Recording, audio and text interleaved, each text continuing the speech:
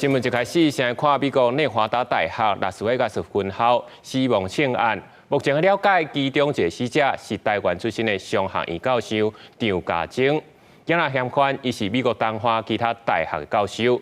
警方判断，伊应该是无受到学校的聘请，才会来犯案。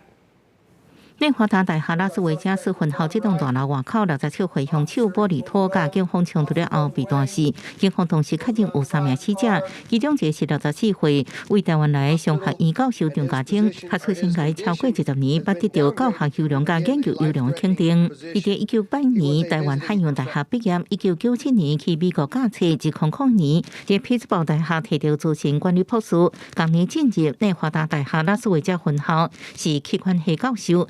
因为这案件死者不是学生，警方推测凶手不是随机开枪。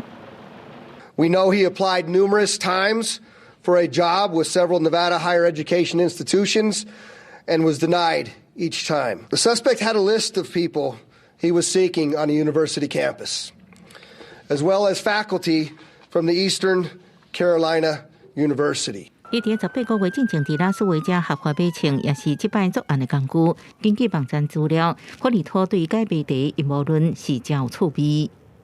He had a previous criminal history of computer trespass out of Virginia in 1992. There was a chair with an arrow pointing down to a document, which that document was similar to a last will and testament.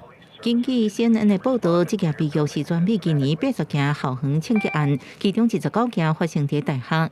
要对枪管发表言论，洛杉矶湖人队球星黎巴龙在一场比赛了后，表示美国枪击的法律是真含糊。